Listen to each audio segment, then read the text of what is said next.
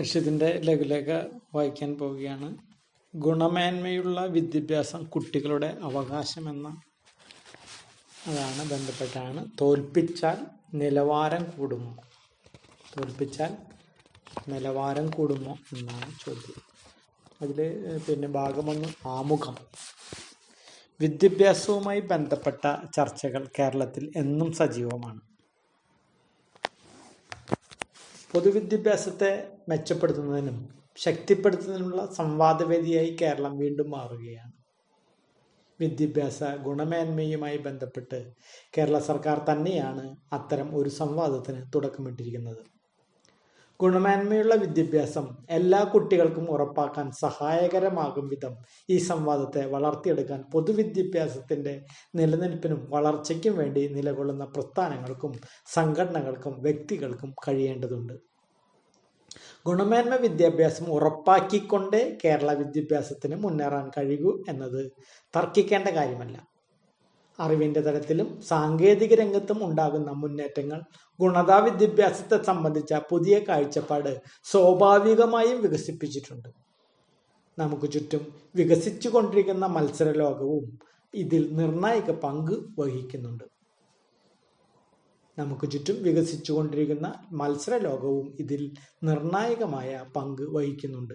അതുകൊണ്ട് തന്നെ സമൂഹ മുന്നേറ്റത്തിന് അനുസരിച്ച് ഗുണമേന്മ മാനദണ്ഡങ്ങൾ നിരന്തരം നവീകരിക്കപ്പെടണം.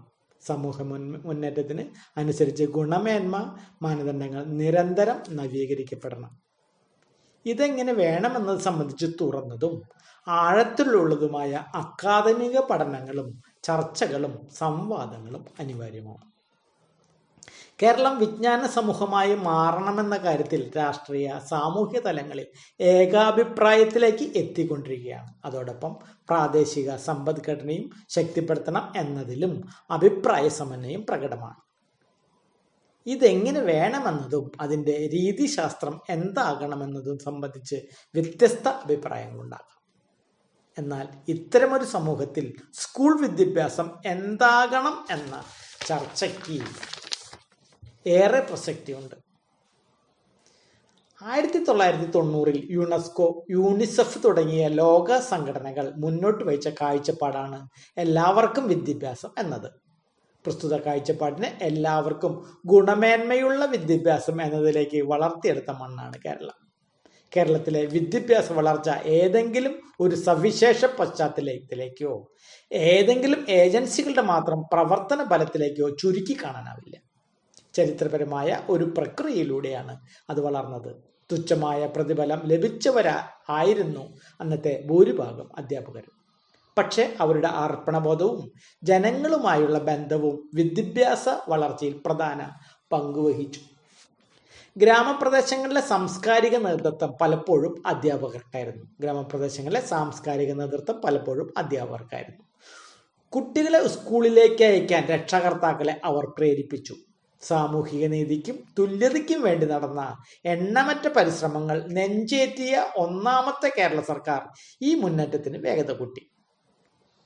കേരളീയ സമൂഹത്തിന്റെ സക്രിയമായ പങ്കാളിത്തത്തോടെ സ്കൂൾ വിദ്യാഭ്യാസം വളർന്നു വികസിച്ചു. കേരളത്തിൽ ഇങ്ങനെ വളർന്നു വന്ന എയ്ഡഡ് സർക്കാർ വിദ്യാലയങ്ങളെ പൊതുസമ്പത്തായി സമൂഹം കണ്ടു. ജനസാമാന്യത്തെ അകറ്റി നിർത്തി ഉപരിവർഗത്തിന് മാത്രമുള്ള ഇടമായി വിദ്യാഭ്യാസത്തെ നാം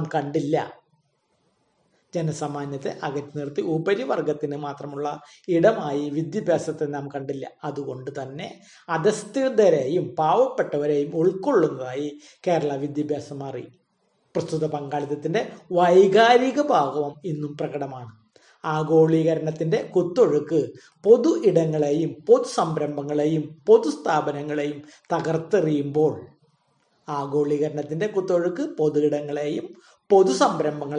പൊതുസ്ഥാപനങ്ങളെയും തകർത്തെറിയുമ്പോൾ ജനകീയ പിന്തുണയോടെ പൊതു ഇടങ്ങളും പൊതുസ്ഥാപനങ്ങൾക്കും അതിൽ തന്നെ പൊതുവിദ്യാലയങ്ങൾക്കും പിടിച്ചു നിൽക്കാൻ കേരളത്തിൽ കഴിയുന്നുണ്ട്. ഒന്നുകൂടി വായിക്കാം. ജനകീയ പിന്തുണയോടെ പൊതു ഇടങ്ങളും പൊതുസ്ഥാപനങ്ങളും അതിൽ തന്നെ പൊതുവിദ്യാലയങ്ങൾക്കും പിടിച്ചു നിൽക്കാൻ കേരളത്തിൽ കഴിയുന്നുണ്ട് എന്നാണ് ഇതിൽ എഴുതിയിരിക്കുന്നത്. ഇതിൻ്റെ പ്രത്യക്ഷമായ തെളിവാണ് കേരളത്തിലെ പൊതുവിദ്യാലയങ്ങളിൽ പഠിക്കാനെത്തുന്ന കുട്ടികളുടെ എണ്ണം. എല്ലാ വർഷവും കേന്ദ്ര സർക്കാർ സ്കൂൾ പ്രായത്തിലുള്ള കുട്ടികളുടെ കണക്കെടുക്കാറുണ്ട്.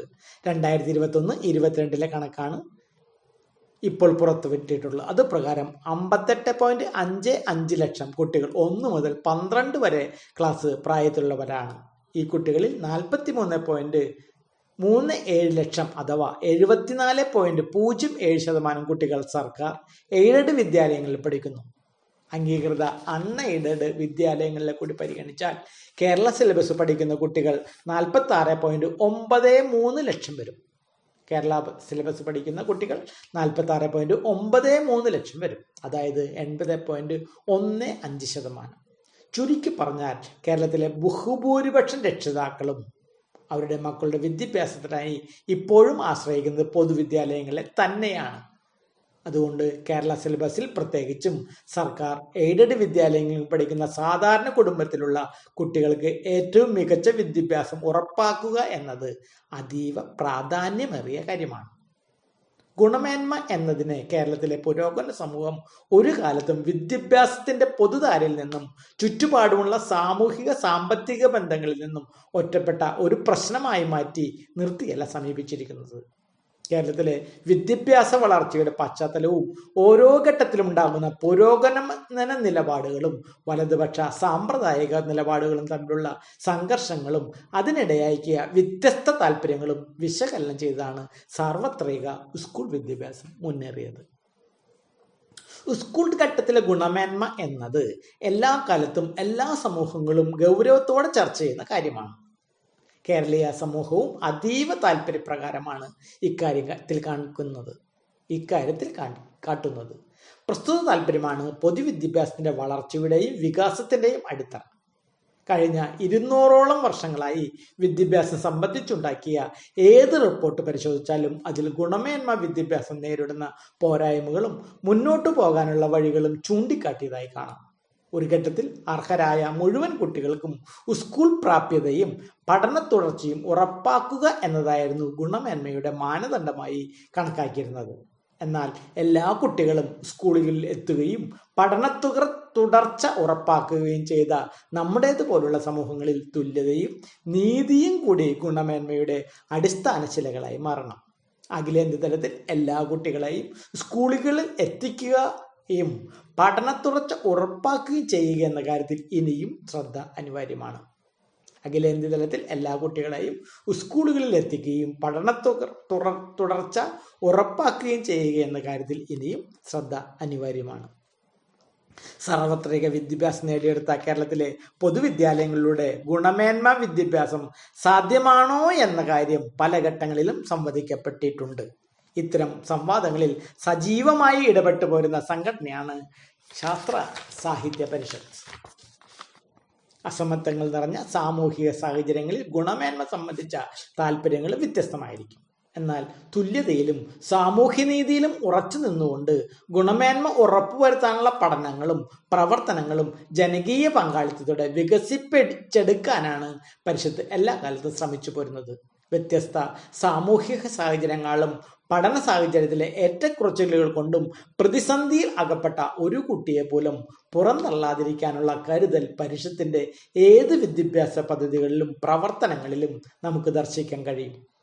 ഈ ഒരു വീക്ഷണത്തിലൂടെ തന്നെയാണ് സമീപകാലത്ത് ഉയർന്നു വന്നിട്ടുള്ള ഗുണമേന്മ ചർച്ചകളിലും പരിഷത്ത് ഭാഗഭാക്കാക്കുന്നത്. അതുകൊണ്ട് തന്നെ ഇത്തരം സംവാദങ്ങളിൽ സാമൂഹ്യമായി ഉയർന്നു വരുന്ന ആശങ്കകൾ വിശദമായി വിശകലനം ചെയ്യപ്പെടേണ്ടതുണ്ട്. ഈ ലഘുലേഖയുടെ 1ാം ഭാഗം അവസാനിക്കുകയാണ്.